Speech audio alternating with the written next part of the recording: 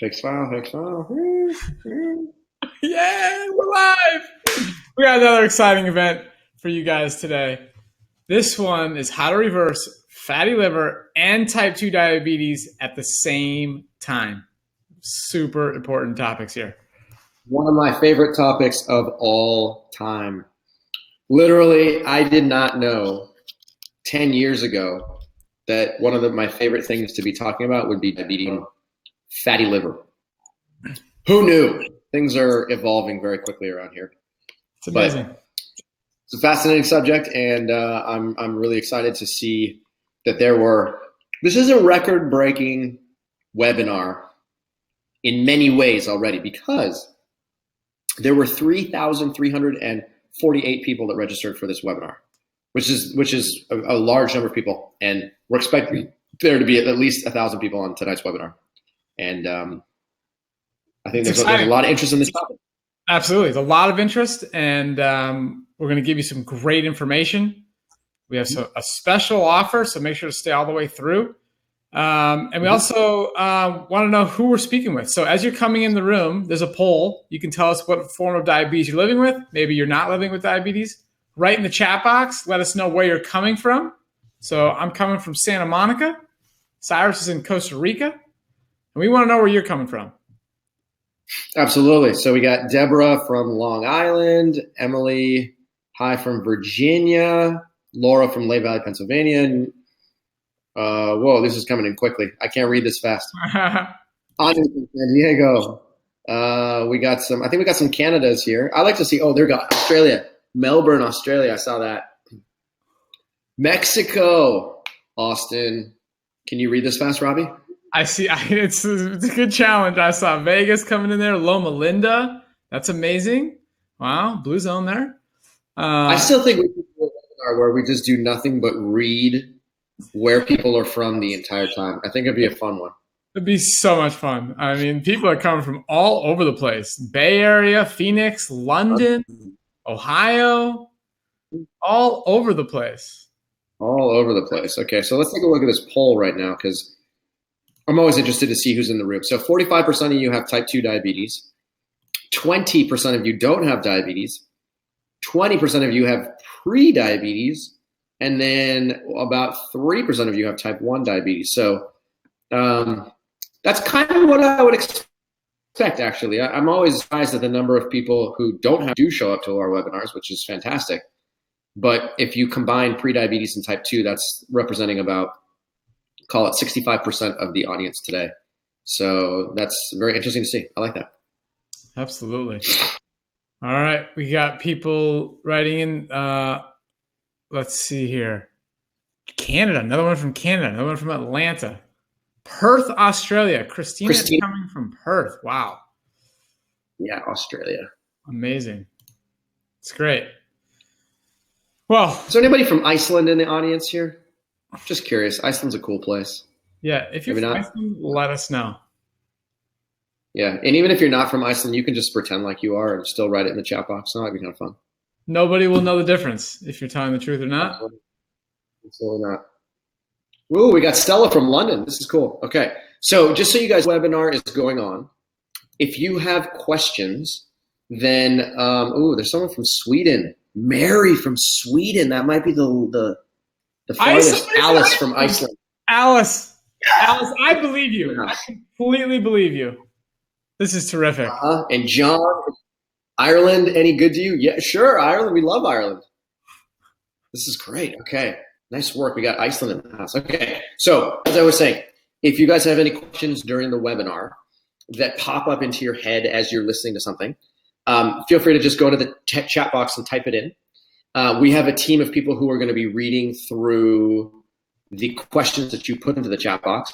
And then we're going to do our best at the very end to do a Q&A, as many of your questions as possible. So if you got something, please be sure to write it down. We want to be able to address it and make sure that we get your questions answered.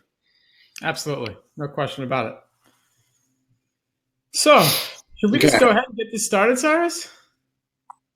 Yeah, let's Deborah, she's saying, what's the best way to heal fatty liver disease? Well, Deborah, we're going to tell you that, Fid. So what I'm going to do is I'm going to share my screen. and then we can just go straight into it. So give me 1 second here. Let's do it. Great. All right. Questions are coming in. Let the questions come in. We will answer as many as we can in the chat box, and the ones we need to, we'll save until the end. We'll answer at the end as well. So keep the questions coming. And yes, your screen is coming in very clear. Terrific. Perfect. Okay. So today we're going to be learning about how you can reverse type 2 diabetes and high cholesterol at the same time. We're going to talk about fatty liver disease in particular and how it underlies insulin resistance and high cholesterol. So here's what we're going to cover today. What is fatty liver disease and what foods cause it? And this is actually one of the most important topics in the entire presentation today, because depending on who you read and depending on what information you find, you may get a lot of different perspectives about what actually causes fatty liver disease. So we're going to set the record straight here for today. And I'm going to show you the exact reasons why fatty liver disease may appear in your life and what you can do about it. Number two, we're going to talk about why fatty liver disease causes insulin resistance, or in fact, is insulin resistance, and how that's going to elevate your blood glucose, your cholesterol, and your triglycerides at the same time. Then we're going to talk about low carbohydrate diets and how they are actually the thing that's going to exacerbate or make worse your fatty liver disease. And then we can talk a little bit about statin medications, why they're Band-Aids, and then most importantly, how to reverse fatty liver using your diet, your most powerful weapon, your diet. So we highly recommend you stay until the end, as always, because number one, we're going to be doing questions and answers. So we want to be able to address your concerns. But then we also have a bonus offer for you at the end that we have never offered before. So in case you don't know me, my name is Cyrus. I was diagnosed with 3 autoimmune conditions in my senior year of college. I was diagnosed with Hashimoto's hypothyroidism, or Hashimoto's thyroiditis, alopecia universalis, which is why I don't have any hair, no eyebrows, no eyelashes, no nose hair, no ear hair, no armpit hair, nothing. And then type 1 diabetes. So all of those hit me within the span of 6 months. And I was a senior going to Stanford University at the time, just trying to graduate. And all of a sudden, overnight, I became a medical patient. So at that time, my doctors told me to eat a low carbohydrate diet. They said, there's only one way that you can live with type 1 diabetes, and there's only one way you can eat. And that is to eat the foods that you see here: cheeses, butter, eggs, bacon, red meat, white meat, fish, oils, chicken. And so you were telling a carnivore, an effective carnivore at that time, to eat more meat, so I was a pretty happy camper. The problem was that no matter how hard I tried, my glucose was not becoming more controllable. And it was supposed to flatline my blood glucose and make it so that I could have predictable blood glucose. But instead, my blood glucose became a roller coaster. So I would get very high highs and very low lows. And as a result of that, I became super depressed. I became very anxious. And being an engineer, understanding how to solve complex problems, this was one problem that I simply could not solve. The kicker for me was that exercise became very challenging. My body did not want to move. My muscles hurt. My joints hurt. I was constantly sore. I was dehydrated, and I had very low energy. So I started looking for, and I came across the idea of being a plant eater. And even though I was nervous, definitely nervous at the time to adopt this approach, but there was a little voice in the back of my head that said, Cyrus, this could be a really effective technique. Just learn it and try and understand it and implement it. So after about a year living with type 1, I transitioned to a low-fat, plant-based whole food diet, and I ate the foods that you see on the screen. Lots of fruits, lots of vegetables, lots of color, and in a short period of time, my carbohydrate intake went way up. So instead of eating about 100, 125 grams of carbohydrate per day, I started eating 500, 600, 700 grams of carbohydrate per day. And my fat intake came down dramatically. So in blue, you see the carbohydrate intake as it went way up. And then in red, you see my fat intake as it came way down from about 80-ish grams per day all the way down to between 10 and 20. Now, I was expecting that my insulin use would skyrocket, but my insulin use fell by 43%. So I started out using approximately 40, 45 units of insulin per day, and it came down to approximately 25 units of insulin per day. And this happened within the first 3 weeks. I was so excited by this that I decided that I would turn this into my lifelong passion. What was interesting to me was that my glucose and insulin were divergent, which means that I was eating more carbohydrate, shown in blue, more carbohydrate for less insulin. This was not supposed to happen. Every single doctor I had spoken to before that, and every single medical professional said, as blue goes up, yellow will go up. But now blue was going up and yellow was coming down. And this right here was what piqued my interest. But I noticed that my fat and insulin trends were very similar. So as red went down, which is fat, yellow went down. And that's when I started to realize that maybe there's a connection between fat intake and insulin use, and we should investigate that a little bit more. So the traditional model of carbohydrate metabolism says, if you eat less carbohydrate, then you will have less blood glucose and you will use less insulin. But this was clearly not the same for me because I was eating more carbohydrate and using less insulin. So long story short, I went back to school. I went to UC Berkeley. I studied nutritional biochemistry for 5 years. There, I studied insulin resistance and wrote a thesis on the causes and the effects of insulin resistance after reading thousands and thousands of scientific papers on the subject. And here I am today, 15 years after my diagnosis. I've reduced my insulin use by 40%. I eat sometimes as much as 900 grams of carbohydrate. I inject approximately 25 units of insulin per day. And my A1C is very well controlled, oftentimes in the non-diabetic range. Okay, I love hearing that story. Never gets old. So the other co-founder here of Mastering Diabetes, I'm going to share my story real quick, and we're going to get into the presentation tonight. So on Instagram, people know me as Mindful Diabetic Robbie. I like to share pictures of my lifestyle and how abundant it can be and how colorful and enjoyable the food is on this lifestyle that reverses fatty liver and type 2 diabetes all at the same time. So I was diagnosed with type 1 diabetes when I was 12. So that was over 18 years ago. And I started I was always following the standard American diet. And at that time, I suffered with allergies. So every year I'd get sick, even though I was always taking Claritin D, Nasonex, and other medications. I had terrible acne throughout my teenage years. And I actually ended up taking one of the most serious drugs you can take, which is Accutane.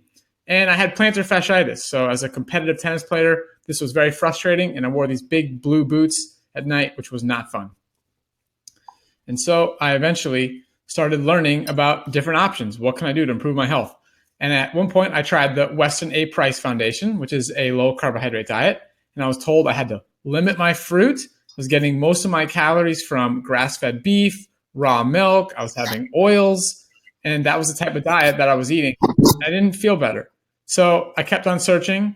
And eventually, I came across a plant-based low carbohydrate diet. So this time, I'm getting my calories now from nuts, nut butters. I was having lots of greens, more olive oil, but I wasn't allowed to eat fruit.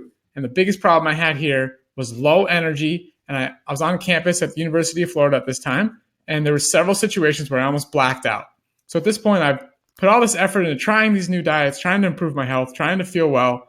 And I wasn't. So I was getting scared. Ended up going back to my naturopath that I had seen in the past. And she had suggested maybe one of the things I could do is try a chelation therapy. Maybe it was toxins in my body and heavy metals that were not allowing me to feel well. And I was considering this. It was going to be very expensive, but I ended up deciding not to do it because I found a coach. So I listened to a podcast where this Dr. Doug Graham, was talking about a low-fat, plant-based whole food diet. And I was like, wow, this makes sense. I'm going to try this instead of going and trying this expensive chelation therapy, and let's see what happens. So I signed up for 3 months of coaching, remote coaching with him, and it absolutely changed my life. I started to eat foods that I loved again. I got to eat bananas. I got to eat, persimmons. I got to eat all kinds of amazing foods. And it was life-changing.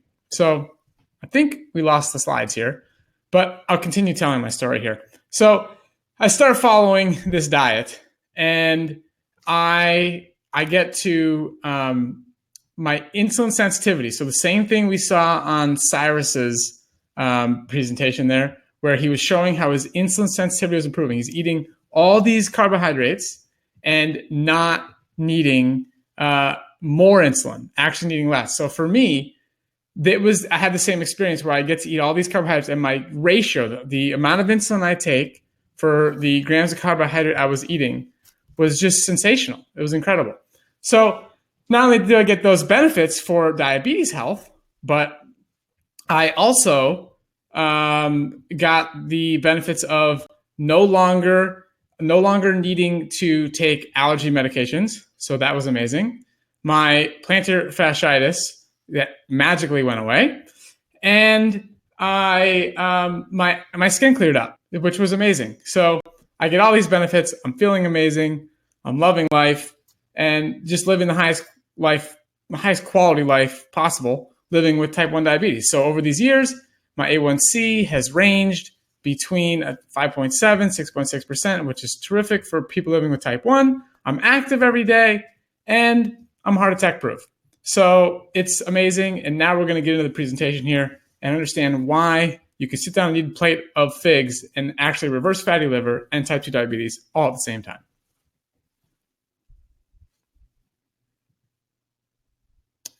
So we see the presentation, but I don't hear Cyrus right now. So Cyrus, if you can hear me, let me know. And we're going to get started. What is fatty liver? What causes fatty liver? So I can't hear you right now. I don't know if you lost your mic. Let's see here. Okay. Can you guys see me right now? Now I can hear you. Yep, I can hear you. Well, technical difficulty here. Okay, so here's the question at hand. What is fatty liver? And most importantly, what causes fatty liver? So in the chat box, if you guys could answer this question, what is fatty liver or what causes fatty liver? I want to know what you guys know. And maybe, Robbie, you can read off the responses that you see in the chat box. Yes, let us know. So in the chat box, what do you think causes fatty liver? All right. Somebody says, I'm clueless. Okay. All right. We're going to help you out here tonight. Somebody says fats and sugar. Somebody says too much fat in the liver. Somebody says no idea. Says pockets of fat that attach to the liver, ? Somebody says insulin causes fatty liver. High sugar, carbs. Let's see, excess fat. Somebody said, wow, they're like streaming in here. Try to read them all. Let's see. Somebody says my genes. Somebody says alcohol. Somebody said meat. Somebody says low carb dieting. Somebody says dairy. High cholesterol, donuts. Sharon says she's clueless. We got a lot of different answers here, Cyrus. Okay, so this is great. I think a lot of you guys are on the right track right now, but we're going to go into the biology of fatty liver, because it's pretty straightforward, but there's a couple of kind of subtle nuanced details that are very important to understand. Okay, so before we get there, it's really important to understand that your liver is actually the hardest working tissue in your entire body. Now, what I mean by that is that, yeah, your brain is important. Yes, your heart is important. Yes, your gallbladder is important. But there's no tissue in your body that performs nearly the amount of biochemical reactions as your liver. So your liver does practically every single function in your body that you can think of. First things first, your liver stores glucose. So when you eat carbohydrate-rich foods from your diet and glucose appears in your blood, your liver has the ability to store that glucose as glycogen. At the same time, your liver can also produce glucose, meaning that when the time is right, your liver can release glucose and put that directly back into the blood. At the same time, your liver is also capable of manufacturing fatty acids. And when it does so, it puts fatty acids into your blood, and that can raise your triglyceride level. Your liver can also clear fatty acids out of your blood. So in the same way that it's pulling glucose out of circulation, it can also clear fatty acids out of circulation and act as a fatty acid sponge. Your liver can also manufacture cholesterol. It actually has enzymes inside of what are called hepatocytes, or liver cells, that have cholesterol making machinery. And these cholesterol making enzymes manufacture cholesterol, and then your liver dumps that cholesterol directly into your blood. At the same time, your liver can also clear cholesterol from your blood, and it can pull cholesterol out of circulation and act as a cholesterol sponge. Your liver can also manufacture bile, and bile is very important because bile is an emulsifier that allows you to consume fat-rich and protein-rich foods and digest them properly. Your liver also detoxifies drugs, and when I'm talking about drugs, I mean things like alcohol, I mean things like aspirin, things like naproxen sodium, things like cortisol injections, okay? When you end up with pharmaceutical medications inside of your blood to solve a particular problem or to treat a particular problem, your liver has to detoxify those compounds, and your liver is the organ that does that entire process. Your liver also can clear red blood cells out of circulation. And these are red blood cells that are old, that are dying, or that have already died. Your liver can also perform all functions in amino acid metabolism, which is everything related to protein metabolism. That means it can store amino acids, it can manufacture amino acids, it can convert between amino acids, and it can dump amino acids back into your blood. It can create stuff called urea, and urea is the yellow stuff in your urine. And that's a way of producing, of getting rid of waste and toxic material so that you can pee it directly into the toilet. On top of that, like we mentioned earlier, your liver can metabolize alcohol when you drink it as a Mai Tai or as a glass of beer. So your liver is doing all of this, but the beauty is that your liver is doing all of it simultaneously. It's performing thousands of metabolic reactions per second. And the reason that it's so important is because your liver supports every single tissue in your body. All of those reactions that are happening inside of your liver are meant to protect your brain against large surges in glucose. At the same time, your liver is designed to protect your muscles from waste products and to protect your muscles from seeing too much glucose, too much fatty acids, too much cholesterol. Your liver also protects your heart and your vasculature, making sure that those tissues are not assaulted by excess nutrients at any time of the day. Your liver also protects the endothelial layer, the single cell layer inside of blood vessels all throughout your body. And those blood vessels are present in your heart, they're present in your arms, they're present in your testicles, they're present in your thyroid gland, in your breast tissue, in your brain. They're present in your eyes, in your Achilles tendon, everywhere. Wherever there is blood, your liver is working to make sure that those blood vessels are working in tip-top shape. Your liver also protects your kidneys to make sure that your kidneys are protected against excess protein in your blood. And by doing so, it prolongs the life and the health of your kidneys over time. Your liver also protects your adipose tissue or your fat tissue to make sure that your adipose tissue is capable of storing large amounts of fatty acids when necessary. So without your liver, the rest of your body would have to come up with many, many, many different ways to protect all of these peripheral organs or peripheral tissues from getting damaged. So if you haven't already thanked your liver, I would highly recommend doing it because your liver is incredibly important. Now, the fuel in your liver is a direct reflection of the fuel that's in your diet. So what do I mean by that? If you consume a diet that's got lots of fruits and vegetables, you'll be eating predominantly carbohydrate-rich foods. At the same time, if you eat things like legumes, beans, lentils, peas, and if you eat whole grains, or I should say, or if you eat whole grains, any of these foods that you see on the screen here, whether they come from the fruits and vegetables, the legumes, or the whole grains, these are all carbohydrate-rich foods. As a result of eating these foods, you end up storing lots of blue, which is glucose, because again, your liver is capable of storing the glucose from those carbohydrates. And then you end up with just small amounts of cholesterol or small amounts of red and small amounts of fatty acids. Now, where did the red come from? Did the red come from the tomatoes and the watermelon and the wheat and lentils? No. Plant-based foods don't contain cholesterol. This cholesterol, again, was manufactured by your liver, and small amounts of cholesterol manufactured by your liver are absolutely necessary to maintain not only liver function, but the function of tissues all throughout your body. So small amounts of cholesterol are necessary, and that's totally fine. So again, when you eat these types of foods, you end up with a lot of blue, a little bit of yellow, and a little bit of red. Now, if instead you decided to eat a diet that's got more meat, whether it's red meat or white meat or fish or cheese and dairy products or eggs, the fuel inside of your liver will change. Now, the reason for that is because the foods that you see on the screen here, these are lower in their carbohydrate value and higher in their fatty acid value and higher in their cholesterol value.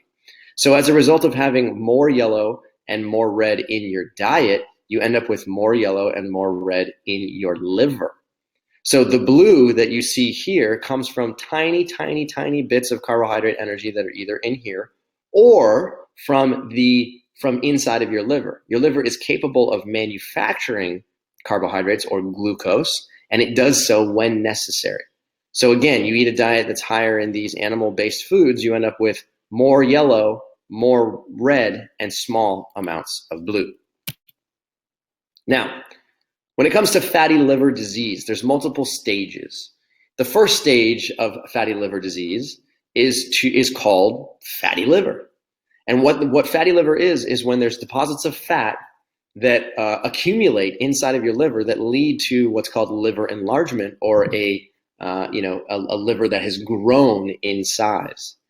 Okay. The second stage of liver damage is when scar tissue begins to form. So this is at an advanced enough stage that these deposits of fat have damaged cells within your liver sufficiently that scar tissue has begun to form, and the scar tissue is created by a compound known as collagen. So cells and fibroblasts that circulate inside of your blood vessels end up laying down this connective tissue network, and this connective tissue network then creates a state known as liver fibrosis. Finally, when this process continues to happen over and over and over again, as more scar tissue is laid down, as more connective tissue builds, you end up with liver cirrhosis. And this is considered sort of end-stage liver failure. And this is the state that we want to avoid at all costs. Now, as you go from a healthy liver all the way to a cirrhotic liver, it is true that at every step along the process, you can move backwards. So it's not like if you just move from healthy to fatty liver or from fatty to fibrosis or fibrosis to cirrhosis that you can't move backwards. You can always move backwards. But the extent to which you can move backwards is dependent on your lifestyle and how diligent you are about eating in a particular manner. So if you remember absolutely nothing from this presentation, please just remember this sentence. Just go ahead and write this sentence down, okay? Fatty liver disease is caused by the accumulation of excess fat in your liver, which results from a diet that is both high in fat and cholesterol, okay? So no matter what you've read on the internet, no matter what anybody tells you, fatty liver disease is exactly what the name specifies. It's an accumulation of excess fat. It's not caused by the accumulation of excess sugar or glucose or fructose. Those nutrients can contribute to fatty liver disease, but they are now nowhere nearly as powerful as simply consuming too much fat in your diet. Now, insulin resistance, okay? Insulin resistance itself is caused by the storage of fat in tissues that are not designed to store fat. Now, take a look at the two definitions. Fatty liver disease is caused by the accumulation of excess fat in your liver, and insulin resistance is caused by the storage of excess fat in tissues that are not designed to store fat. Well, it just so turns out that your liver is actually not designed to store fat. So what that means is that fatty liver causes insulin resistance in your liver. So in other words, if you have an insulin-sensitive liver, then you'll see this picture. You'll see lots of blue, small amounts of yellow, and small amounts of red. If you develop an insulin-resistant liver, you end up with more red, more yellow, and smaller amounts of blue. again, the more fatty acid that's accumulated inside of your liver, the more fatty liver you will develop, and the more insulin resistance then follows. Okay, so here's another question. Why does fatty liver elevate your blood glucose, your cholesterol, and your triglyceride level? Okay, what is it about fatty liver, and how does it work where once you've developed fatty liver, you're now going to end up with blood glucose problems, cholesterol problems, and potentially triglyceride issues as well? So here's a way to simply think about this. When you develop fatty liver, okay, fatty liver means that, again, you have lots of red, lots of yellow, and small amounts of blue. So your fatty liver is going to export or try and get rid of as much fuel as it possibly can, because your liver is in a state of distress, and your liver is pissed off that it's been forced to accumulate more cholesterol and more fatty acids than it was originally designed to do. So what your fatty liver will do once it is in this state is it will try to dump cholesterol into your blood. So it tries to export as much red into your blood as possible, which is a problem because when you go get your cholesterol level checked, your doctor might say, hey, your cholesterol level is high. And this results, again, from excess accumulation of cholesterol inside of your liver and your liver's ability to try and get rid of that. So this causes high cholesterol de facto. Now, at the same time, your liver is also going to try and dump these yellow fatty acids into your blood as well, because, again, there's too much inside of your liver. So because there's too much inside, your liver says, hey, get it out of me. I don't want this stuff. I was never designed to hold so much in the first place. So now by dumping fatty acids into your blood, it ends up elevating your blood triglyceride level. And then your liver also can dump small amounts of glucose, or the blue stuff, into your blood, because the blue stuff is needed by your brain. And the blue stuff goes to circulate into your brain so that your brain has enough fuel to behave or to think properly. Now, when this happens, okay, as soon as this process occurs, insulin is present in your blood. So insulin is shown here in green. And insulin is in circulation because insulin's job is to go knock on the doors of tissues and say, hey, knock, knock, I have some glucose available. Would you like to take it up? So the is there in circulation, and it's manufactured by your pancreas. Okay, so here's the first question.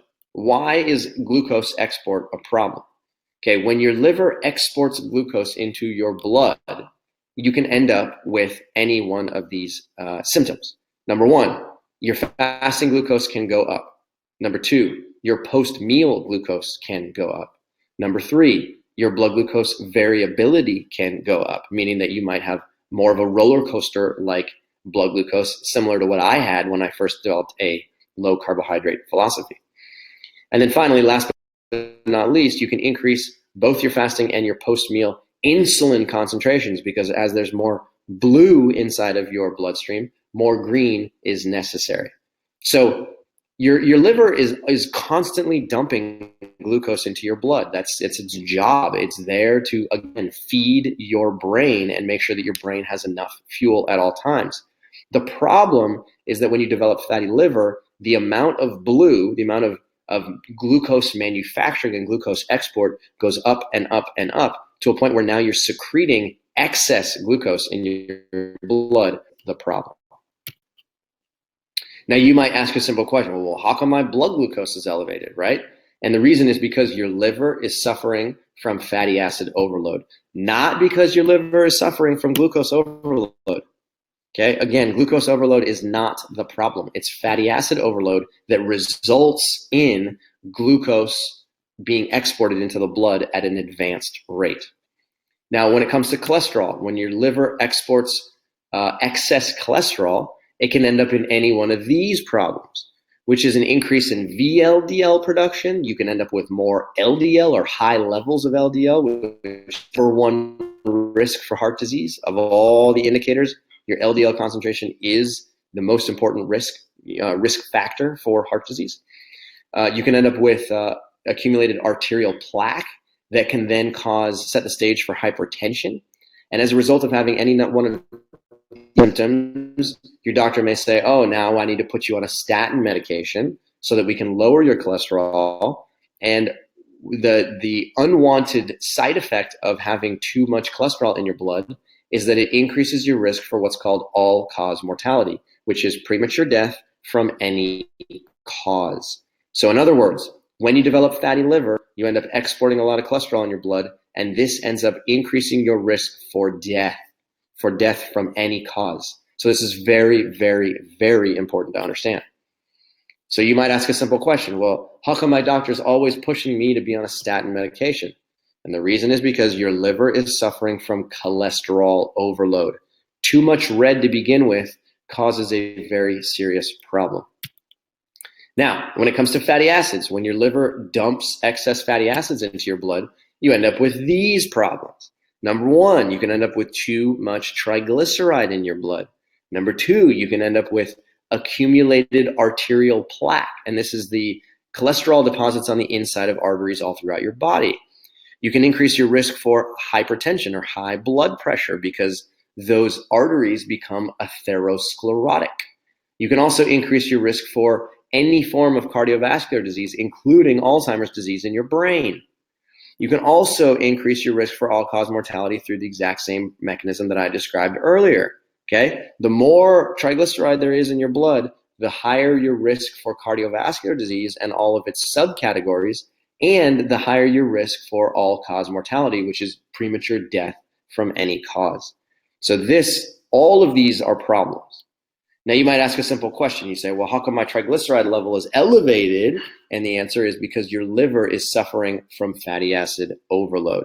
Again, these problems are not as strongly correlated with glucose or sugar as they are with excess fatty acids and excess cholesterol. So let's transition here real quick. We want to talk about the short-term and long-term effects of low carbohydrate diets. Before we get there, let's go to the chat box here real quickly because I want to ask you guys a simple question. I want you guys to, if you have ever been on a low carbohydrate diet, or if you currently are eating a low carbohydrate diet, please write the word yes in the chat box. Okay? Again, if you've ever been on a low carbohydrate diet or if you currently are on a low carbohydrate diet, write yes. And if the answer is no, you haven't tried that out or you're not currently doing it, then write the word no. Okay. Robbie, what do you see? I see a lot of yeses coming in, a flood of yeses, like lots of yes. Okay. Overwhelmingly high flood of yeses. Okay, so let's build on that. If you have followed a low carbohydrate diet in the past, then write the word before, right? So put the word before if that's something that you used to do. And if you're currently on a low carbohydrate diet, please write the word now. I want to see what's the breakdown. You could use texting lingo and type the letter B and the number 4 if you want to try to be cool. That's an option as well. Okay, I got a lot of people writing before. A lot of people. Mm-hmm. Some people writing now. Some people writing now. Are there any no's in the box? There were definitely some no's in the box. Definitely some no's. There were some no's. Okay. Yeah. Somebody said B4 and they're cool now, and I agree. You are definitely cool. Your cool factor's gone up. Super hip. So would you say that most of the people who are on low carbohydrate diets used to be on a low carbohydrate diet or are currently on a low carbohydrate diet? I would say there was a lot more befores. Yes, more befores. Befores. Okay. But there's plenty of nows. There's plenty of nows. Okay. All right. So low carbohydrate diets, they're kind of all the rage these days, right? Low carbohydrate diets were originally popularized by Dr. Atkins back in the 70s and then 90s. And then it turned into the Zone diet and the South Beach diet. And then it turned into the paleo diet, and now it's the ketogenic diet. So there's so many different versions of low carbohydrate diets, but each one of them has significant drawbacks. We'll get to that in 1 second. The reason why people consume low carbohydrate diets, the reason why your doctor might tell you to do that, the reason why it's become a very attractive solution for long-term health is because low carbohydrate diets or high fat diets promote rapid weight loss. So if you've ever been on a low carbohydrate diet, maybe you might have experienced that you were able to lose weight for the first time in years. And doctors love this because as soon as you can promote weight loss, then you can start to see a lot of other positive improvements in other biomarkers. So low carbohydrate eaters find that they lose weight quickly.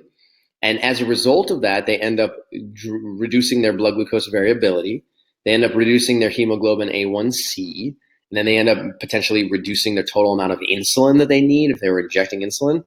And then this can also result in lower LDL cholesterol and lower triglycerides. So in the short term, you see all of these positive improvements. And if you go on the internet these days and you type in the word ketogenic results or anything like that, you'll see this left and right. People are reporting A1C values in the 4s. People are reporting 60 pounds of weight loss, gone, don't have it anymore, lowered my cholesterol, lowered my triglycerides. This is all over the place. And these results are real.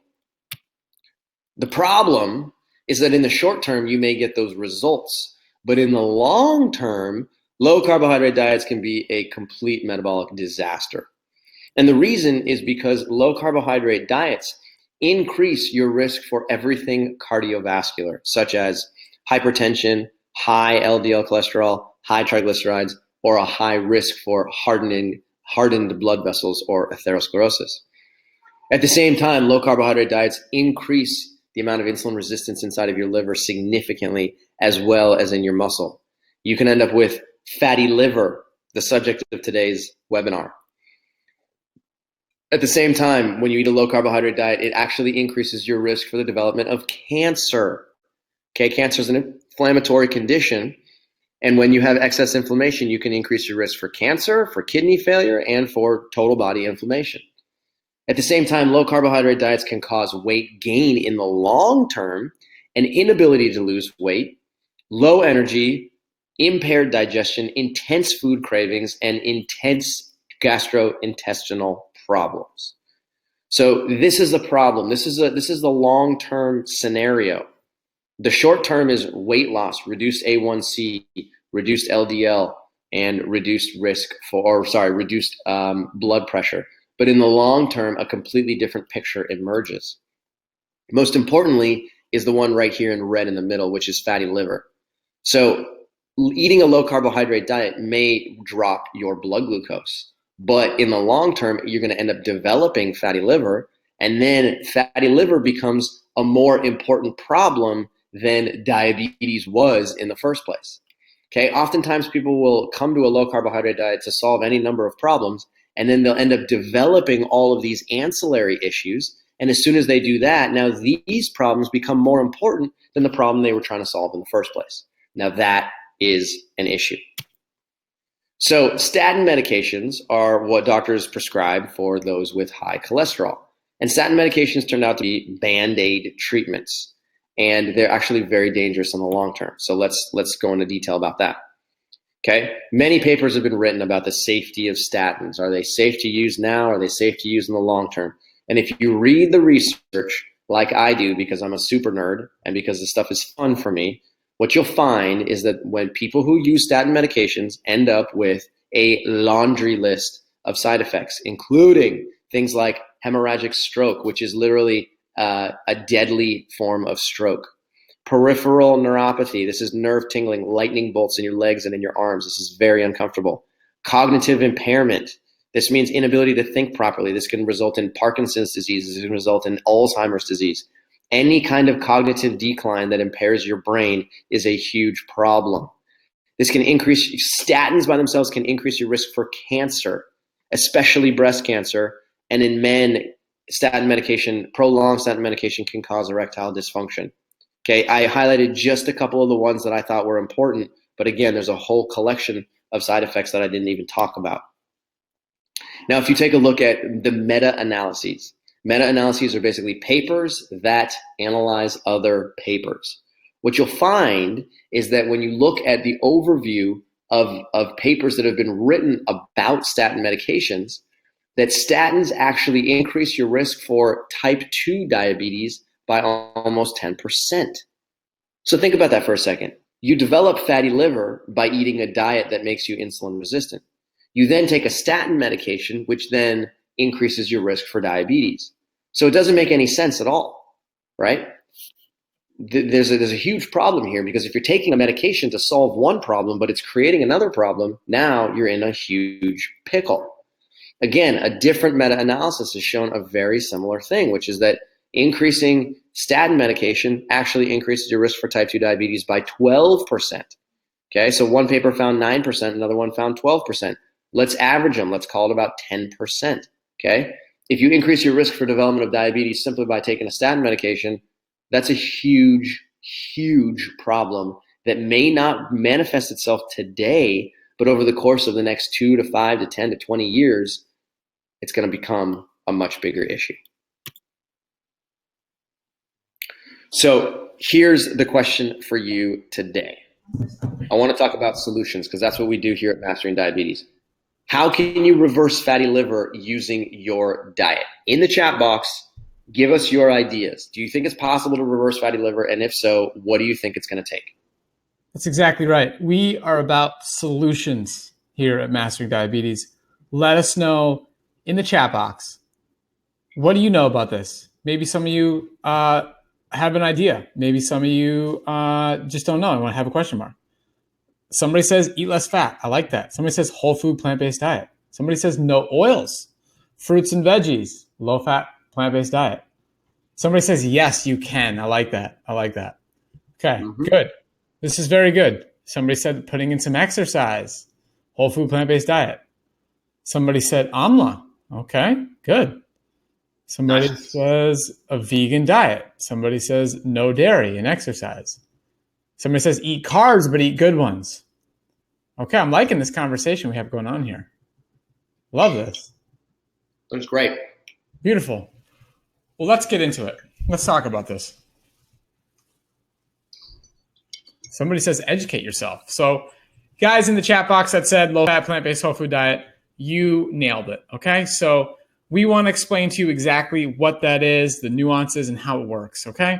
So as you can see on the screen, these are colorful, vibrant foods that are just full of nothing but vitamins, minerals, antioxidants, healthy carbohydrates, healthy amounts of protein. This is the food you get to eat. It's fun. It's enjoyable. So some people get confused, like, what exactly can I eat? We're going to get into that. And something we do is we have a coaching program. It's called the Mastering Diabetes Program. And this is where we teach you how to maximize your insulin sensitivity, how to use food as medicine to completely reverse fatty liver disease and type 2 diabetes all at the same time, okay? So what foods do you eat? We put it into 3 simple categories: green light, yellow light, and red light. Green light foods, you get to eat as much as you want. You don't have to limit the quantity of these foods that you put in your body. Fruits, whole fruits. This is bananas, pears, apples, oranges. Whole fruits are a green light food. Non-starchy vegetables, that's foods like broccoli, cauliflower, zucchini, eggplant. Those are terrific foods on this diet. Starchy vegetables, yes, starchy vegetables. These are potatoes, these are yams, butternut squashes. When you're consuming a low-fat diet, those foods are completely healthy and don't cause blood glucose problems. They actually solve the problem, okay?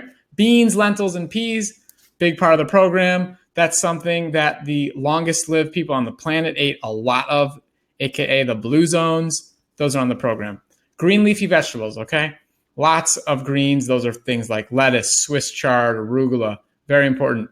Intact whole grains, all right? So this is things like brown rice. You can have, quinoa, millet, farro. These are all whole grains that are part of the program. Herbs and spices, they give the food so much flavor, so much kick. Cyrus is a master at using spices in all kinds of unique ways, which people get to experience at our retreats. That's very fun.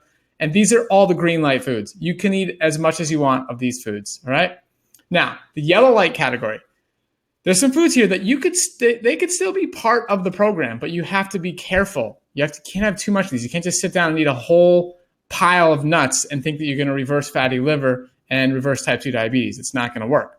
So nuts, seeds, avocados, coconuts, so the meat inside the coconuts, olives. Those are all whole plant foods, but they are high in fat. Those are very high fat foods. So if you eat too much, your fat consumption gets too high. You have all the problems that Cyrus presented in the webinar today, even though they're plant-based foods.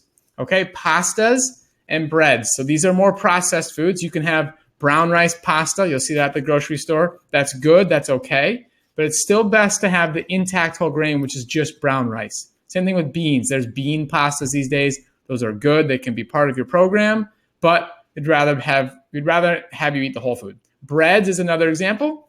There's companies like Ezekiel bread. Those are good. They're really clean. They're healthy, but it's still better to have whatever grain that bread was made out of, eat that in its whole intact form. That's the ideal solution. All right.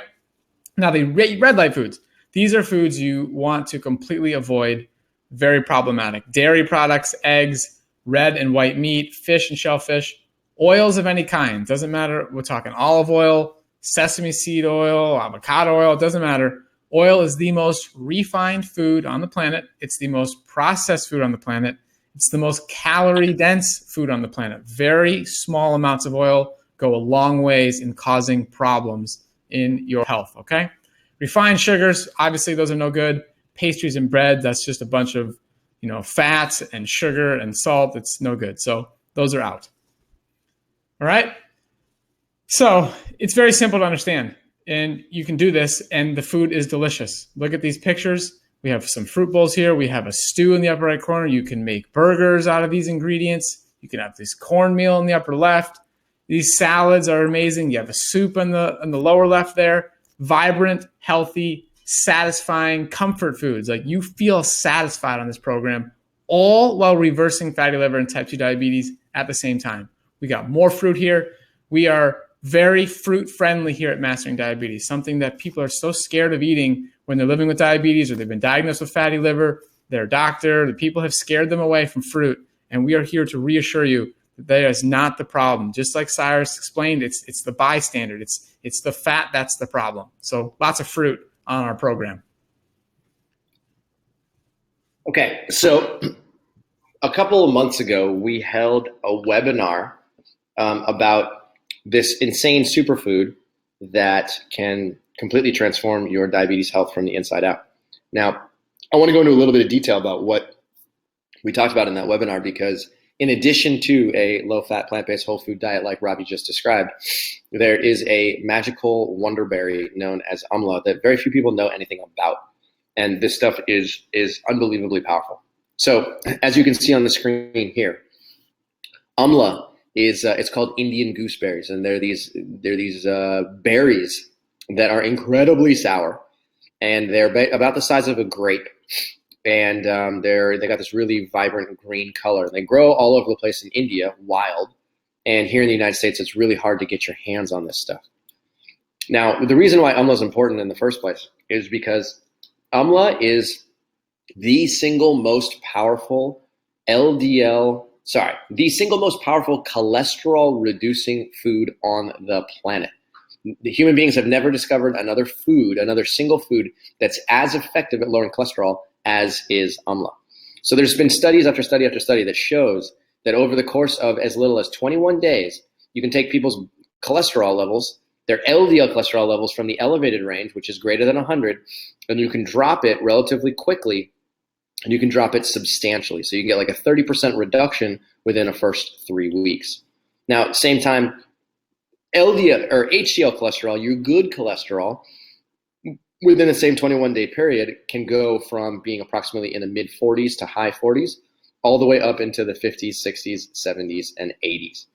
So again, 3-week period, it boosts HDL cholesterol, it lowers LDL cholesterol. It also lowers triglycerides. So in that same 21-day period, you can start out with elevated triglyceride levels here that are quite elevated, and you can drop those numbers by as much as 40 to 50% within the first 21 days. Now, when I first saw these results, I thought it was fake. I thought that there was no way that you could have a single food that would have this much of an effect.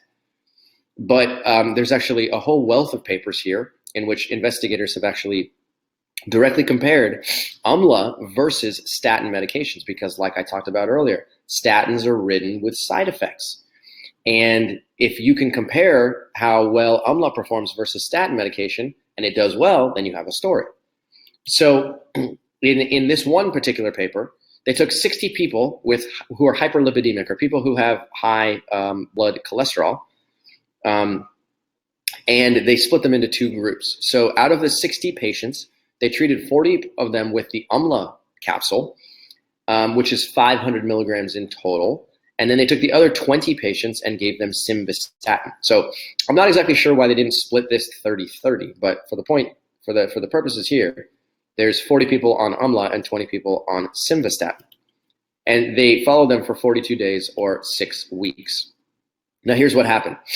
In black, you have simvastatin, and in white is Umla. So total cholesterol came down similarly between both groups. LDL cholesterol came down similarly between both groups. HDL went up a little bit more on the statin medication, and VLDLs and triglycerides came down significantly with statin medication, but also came down using Umla. So you might take a look at these results and say, okay, well, Umla did as good, maybe not as good as statin medication, so what's the big deal? Well, here's something that's very important to understand. If you take a look at what happens to your blood glucose values while following or while consuming Umla, there's another study in which investigators took a look at what happens to your blood glucose over the course of 3 weeks. So if you start out here, they took patients who were hyperglycemic. They had blood glucoses in excess of 125, which is the definition of type 2 diabetes. And they treated them with glimepiride, shown here in red. So this is a common oral diabetes medication. And over the course of 3 weeks, glimepiride dropped their blood glucose from the danger zone into the happy zone. Now, the reason why this is considered the happy zone is because this is a fasting glucose underneath 100, and that's where doctors are trying to get us. And this is where the evidence-based research actually shows that it's safe to be. So glimepiride can actually drop your blood glucose relatively quickly. Now, if you treat a patient with Umla, here's what happens. Their blood glucose doesn't really move that much in the first week. In the second week, you see a drastic reduction. And then the third week, you see an even larger reduction. And they end up with a fasting glucose less than 100, which is very similar to glimepiride.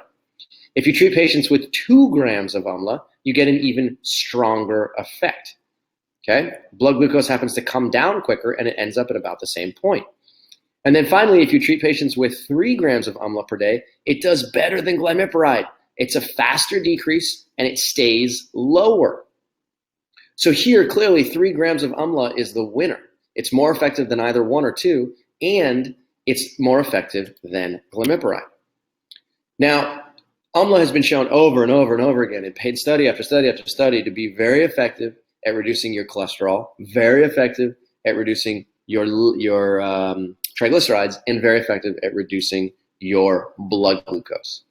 Now, when it comes to fatty liver, why are we even talking about it here? Well, the reason is because when you have a fatty liver, like we talked about earlier, you end up with high triglycerides, high cholesterol, and high blood glucose. And it turns out that Umla can counteract all 3 of those very, very effectively.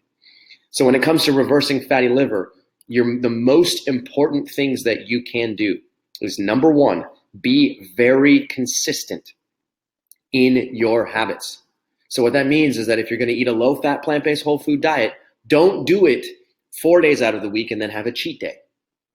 Don't do it from 8 o'clock in the morning until 4 o'clock and then eat a steak for dinner. Okay? Consistency is very important. And it's about developing habits that turn into long-term habits that you enjoy doing, and you can keep that going into the long term. And secondarily, reversing fatty liver can take time. So it's very important that you are patient in this process, because if you're not patient in this process, then you're going to get frustrated and you're going to say, this isn't working, when in reality, it actually is. Okay, so here's what we recommend. Mastering diabetes always, always, always starts with a low-fat, plant-based, whole food nutrition. Always. Okay, so number 1, adopt a low-fat, plant-based, whole food lifestyle. When you do that, this is your strongest, this gives your best fighting chance at making sure that insulin resistance comes down and that fatty liver starts to go away. But then number 2, you add Umla or Umla Green into your daily regimen. So let me talk a little bit about Umla Green here, because some of you know about it and some of you may not know about it. Umla Green is a product that we made. And what we did is we took Umla, which we imported from India, and we mixed it with oolong green tea. And we did this in a 20-to-1 ratio, meaning that for every gram of powder inside of this bottle, you end up consuming, that's made from 20 grams of amla berries. Okay, so there's a lot of amla in the dose that we recommend. Now, the reason why this is such an effective and such an important addition to your low-fat, plant-based whole food diet is because this stuff is very hard to get your hands on, and it is considered the world's most powerful antioxidant. There's literally no food on the planet that has more antioxidants than amla. Okay, more than goji berries, more than pomegranate, more than blueberries, more than black raspberries, more than turmeric. Amla is the whole food antioxidant king, and it's been tested to be free of heavy, or to have under the legal limit of heavy metals and impurities. And this stuff is very accessible and very simple to use. Now, we've been hearing from our coaching clients, and we've been hearing from people who have been purchasing amla and adding it into their diet, that there's just, review after review after review of people being very positive about their experience with our product. And, as an example, people have been writing to us that, my husband had 0 changes to his diet. All he did was he started integrating amla. He had a fasting glucose of 150 to 160, and within a very short period of time, his glucose dropped by almost 30 to 40 points. Okay. Other people have been saying, oh yeah, look, my 2-hour post-meal breakfast blood glucose after breakfast or lunch is between 84 or 83 to 84. Like, these are numbers that, these people have just never seen before. And it's simply by adding amla green into their diet. Okay. Blood glucose has significantly dropped, and blood pressure has significantly dropped just by adding 1 scoop of amla green into their diet every single day. Okay. This person says, for the first time in 10 years, my blood glucose is below 180. This has never happened to her before. Okay. Fasting blood glucose over the past 10 days below 118, with some below 100. This is unprecedented territory for her. Okay. This is so good for me. The only change is amla. So we see these testimonials over and over and over again. And it really makes us very happy that this is a very effective product for so many people. Now, one thing I will tell you is that the reason we made amla in the first place is because this stuff is so sour and so bitter and so hard to eat that other amla products on the market they're effective, but my God, it is almost impossible to put them down. So after trying out many, many different products, I said, you know what, we've got to make our own, because we can make one that actually tastes good. So inside of this jar is a little scooper. You take the scoop, you mix it in hot water, and you make yourself a tea. So we're not necessarily recommending that you add this to food. You can do that if you want, but instead you basically turn this into a tea, and it can replace any tea that you're currently drinking, or it can replace the coffee you're drinking, and it gets you your antioxidant boost and glucose lowering and cholesterol lowering effects at the same time. So together, your diet and amla green, we consider them to be metabolic gold. There simply is, to our knowledge, nothing more effective than a low-fat, plant-based whole food diet and amla green together, period, end of story. And we also made it a point to make sure that this stuff was super affordable. So we have 2 different sizes. One of them's a 30-day and one of them's a 90-day. The 30-day is basically 83 cents a serving, and the 90-day is 61 cents per serving. So on a daily basis, if you feel like you can afford spending 61 cents for yourself or 83 cents for yourself, this stuff is going to pack a punch. And this stuff is going to help you reverse fatty liver, help you decrease your cholesterol, help you decrease your blood glucose, and it'll do it in a relatively short period of time. Now, we have a webinar bonus for you guys today. We've been feeling super generous, which is that if you purchase 1 amla green, either size, whether it's the 30 or the 90, we're going to give you a coupon code so that you get the second one 50% off. So this is a buy one, get one 50% off offer that is going to save you a lot of money. So the way that we're going to do this is we're going to email you a coupon code after the webinar, and you can basically redeem that coupon code directly on Amazon.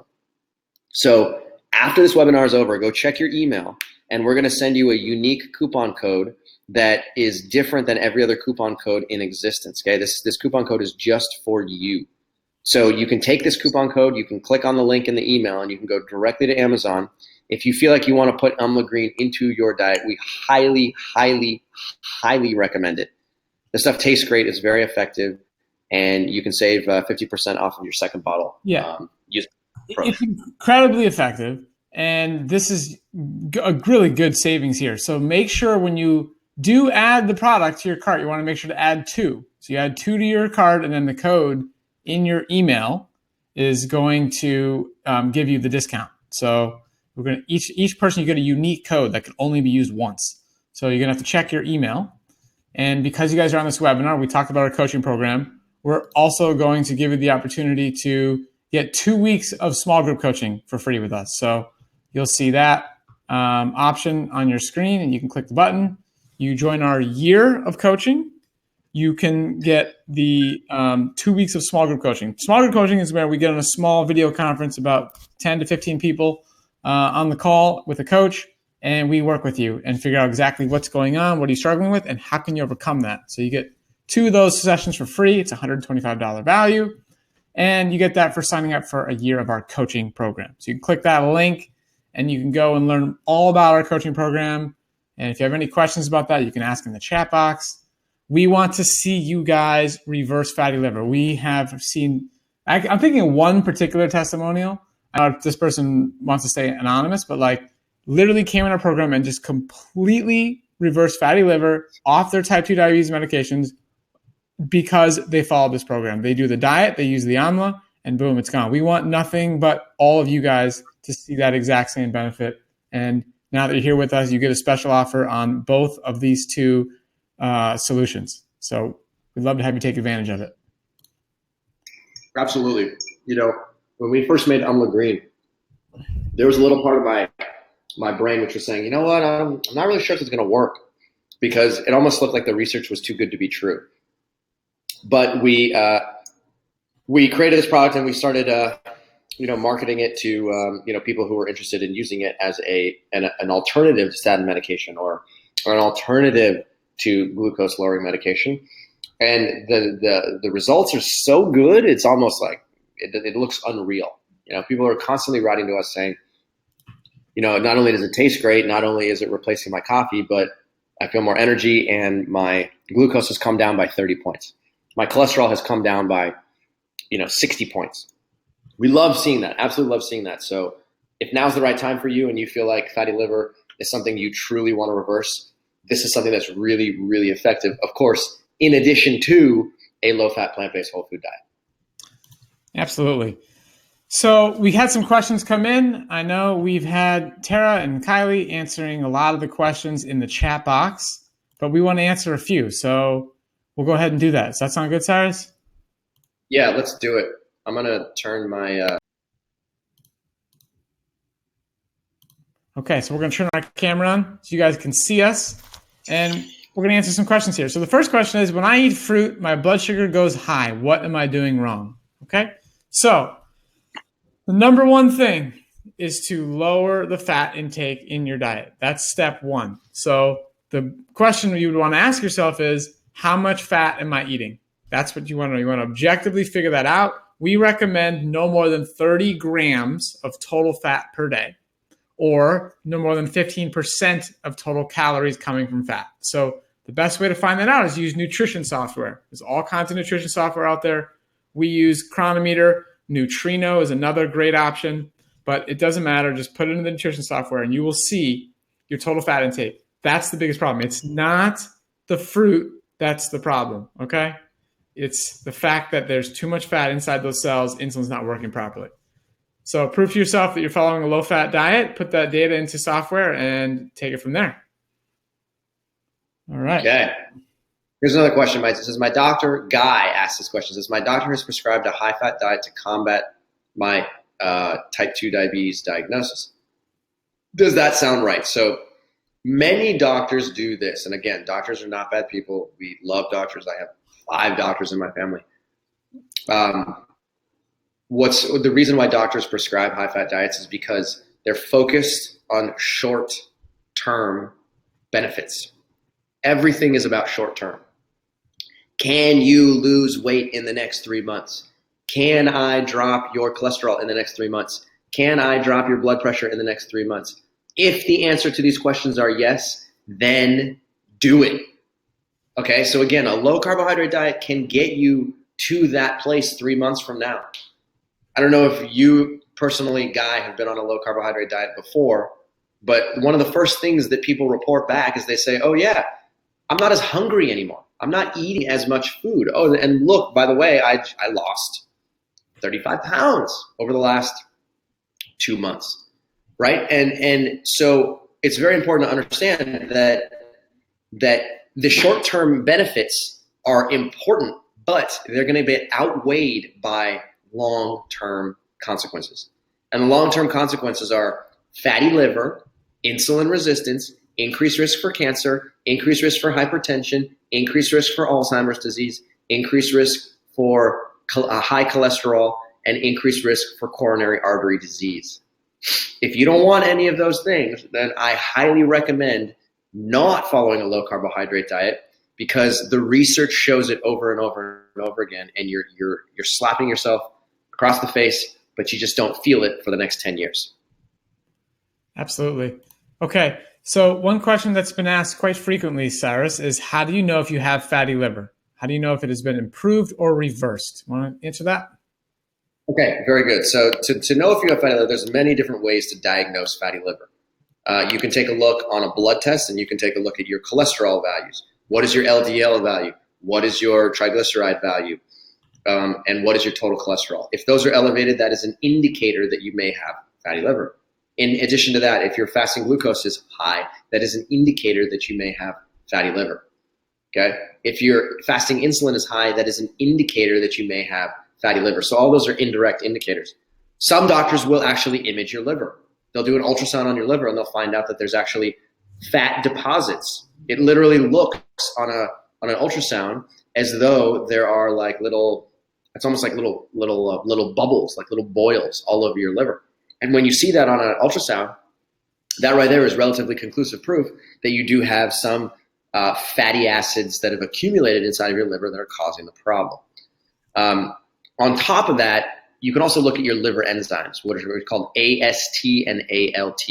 And those liver enzymes generally get elevated when there is some type of liver damage. Liver damage can come from alcoholism. It can come from excess use of aspirin. It can also come from a high-fat diet. So if you have, high blood markers, we talked about glucose, cholesterol, triglycerides, total cholesterol, insulin, AST, ALT, and or you have imagery to show it, that right there is a relatively conclusive proof that you are living with fatty liver and that you can address it using a low-fat, plant-based whole food diet. Beautiful. Okay, Teresa's asking, how do you wean onto more carbs coming from a low-carb lifestyle? I'm getting very hungry from all the sugar. So I'm not sure I understand the last sentence there, but this is something we love to do, is to help people transition from the low-carbohydrate diet to a higher carbohydrate diet. And it's a very nuanced process. It's something we do through our coaching program and through our day-to-day interactions with each other. So, we have a private Facebook group in our coaching program. You write something in there, we respond within 24 hours.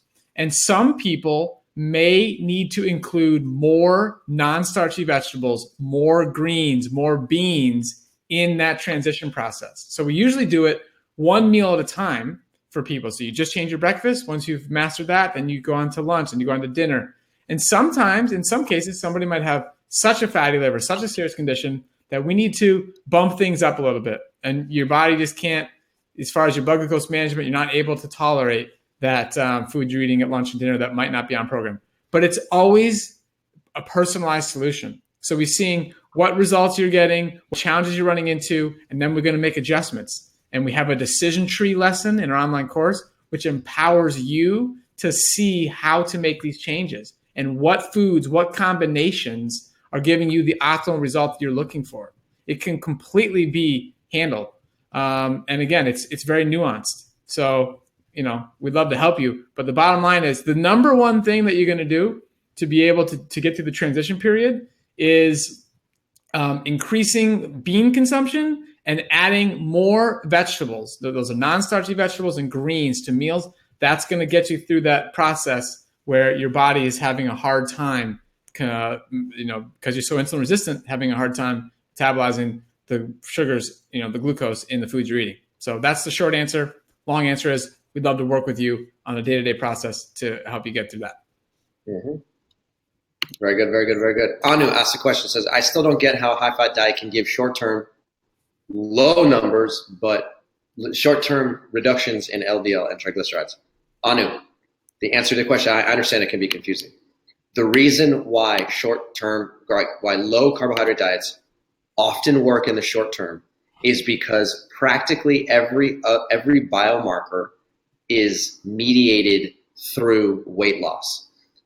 Dr. Greger from nutritionfacts.org has a series of videos about cholesterol. And in one of those videos, he makes it very clear. He says, the simplest way to drop your cholesterol is to lose weight.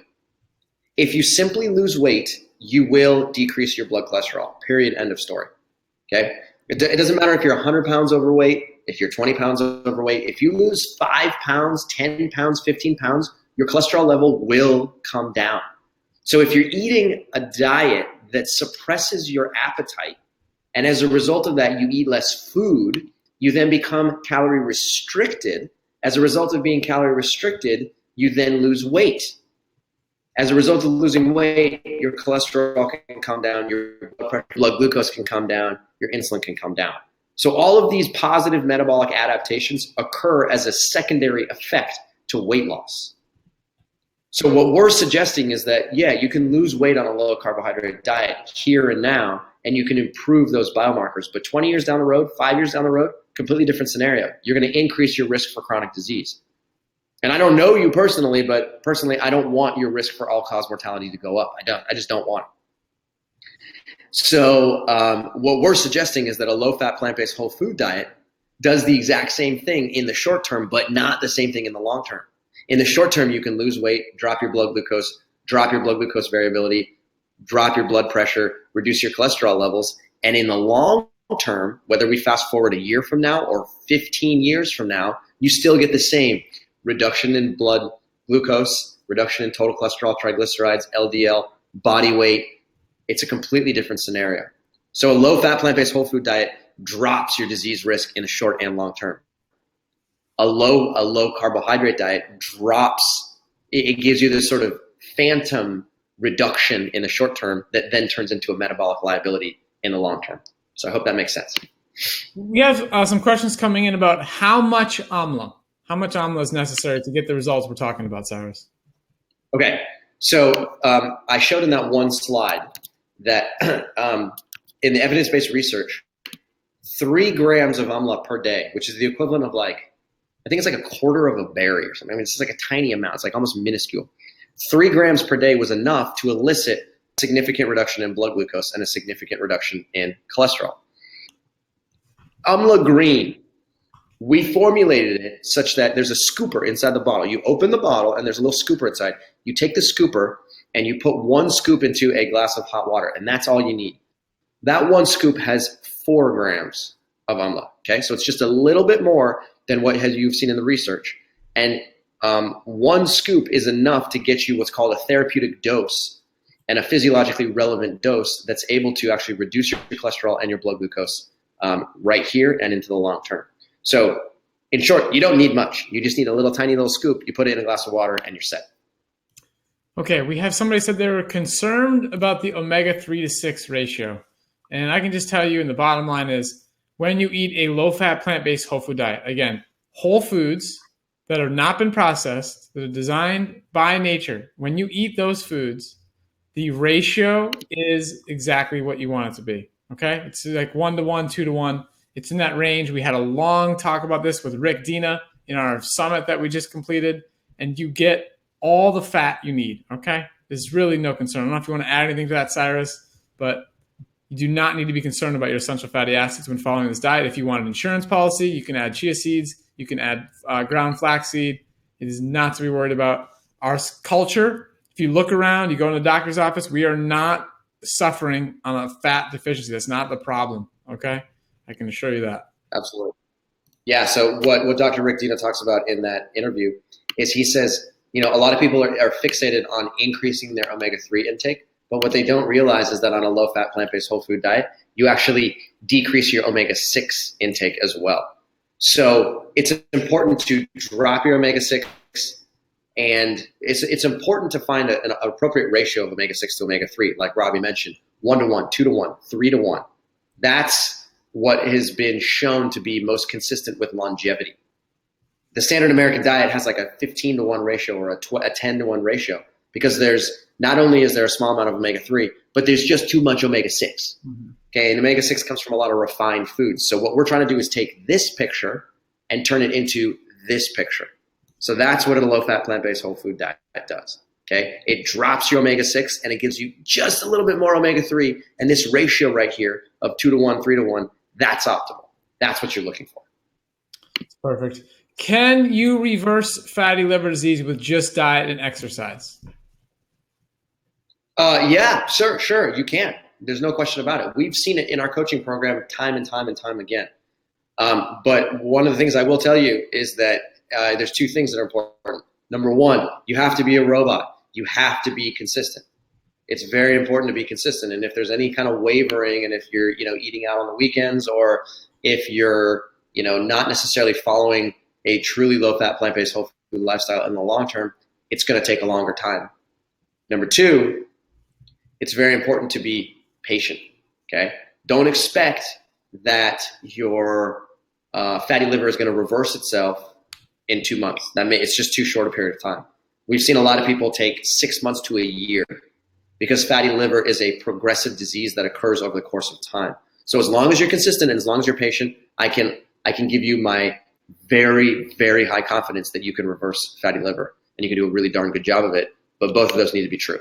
Absolutely. And adding some patience is so key to understand that if people think about the amount of time that you have been eating a certain way to develop what you've developed, you can do some math. Like if you've lived for, 50 years or something, or 30 years, whatever, multiply that times 365 days. That's the number of days you've been living and what led to what you're dealing with now. Okay. And then you can do some math, like say you did this for 90 days. You divide 90 days by the total number of days you've lived. You'll see it's like 0.1%, like 0.01%. It's a very small amount of time. So what your body can do in that short amount of time is remarkable. So patience is definitely part of the game here. 100%. There's no question about it. We are huge proponents of being very consistent and very diligent in your approach. And this stuff really works. It really, that's exactly right. And that's why, like you were talking about, Cyrus, the importance of long-term success. That's the key here. That's what we're helping you do. Develop new habits that are going to lead to long-term health outcomes. That's what the science shows. This approach works for long-term, and that's what we want you guys to experience.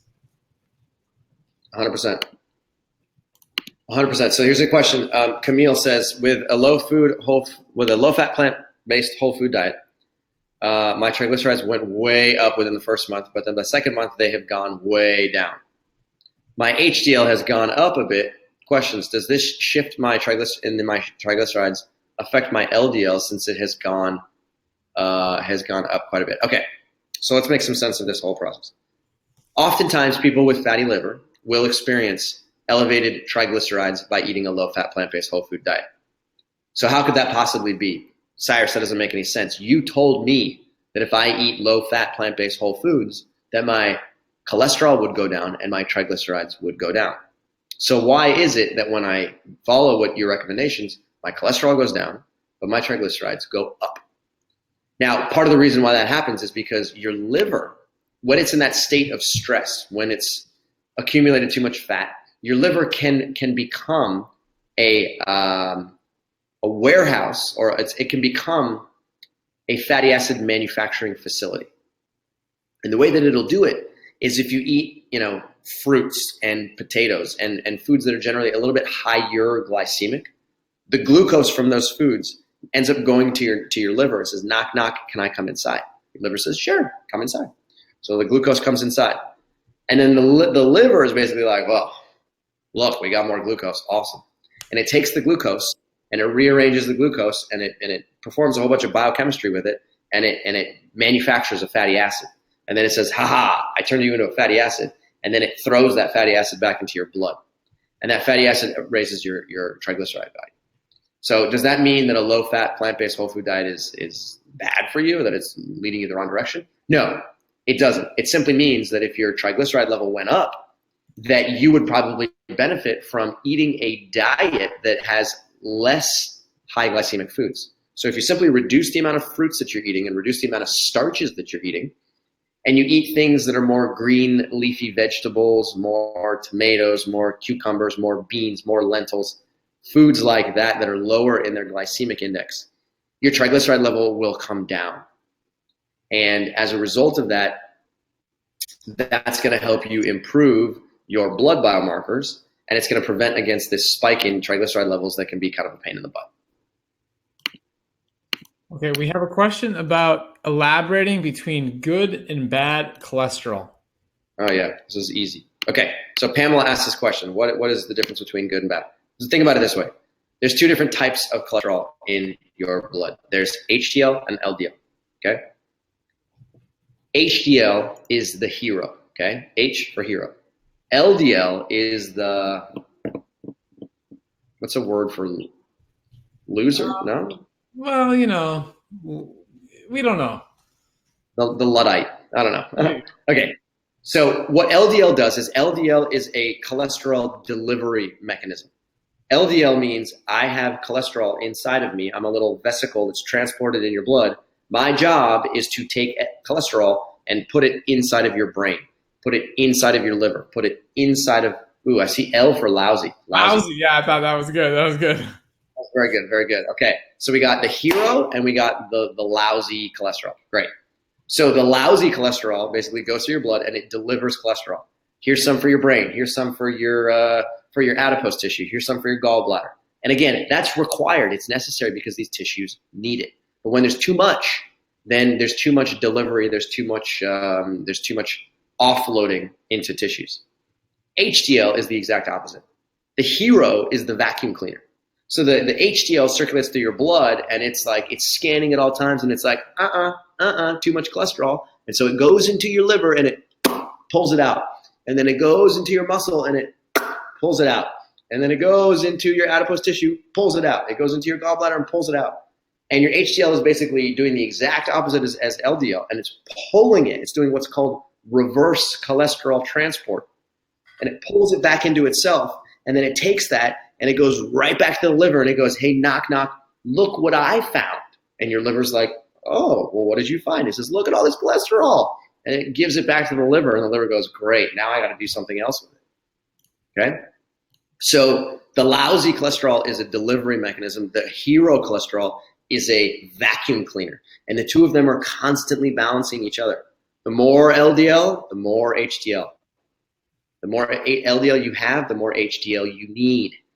The less LDL you have, the less HDL you need. A lot of people get freaked out when their HDL cholesterol comes down. But as long as your LDL cholesterol is underneath 100, and as long as your triglycerides are under 150, I guarantee you your HDL cholesterol is less important. So don't be freaked out if your HDL cholesterol has gone down if and only if your LDL cholesterol and your triglycerides are controlled. Terrific. Okay, we have a question about caffeine in amla. Is there caffeine? Yes. Okay, the answer is yes, there's caffeine in amla, and that's because amla itself does not have caffeine. The oolong green tea that we mix it with has caffeine. It has about approximately 1/4 the amount of caffeine that you would find in a glass of or a cup of coffee. Okay? So a cup of coffee generally has about 200 milligrams of caffeine in it. Amla Green, 1 cup has generally about 50 milligrams of caffeine. So if you're very sensitive to caffeine, then I would not recommend drinking Amla Green.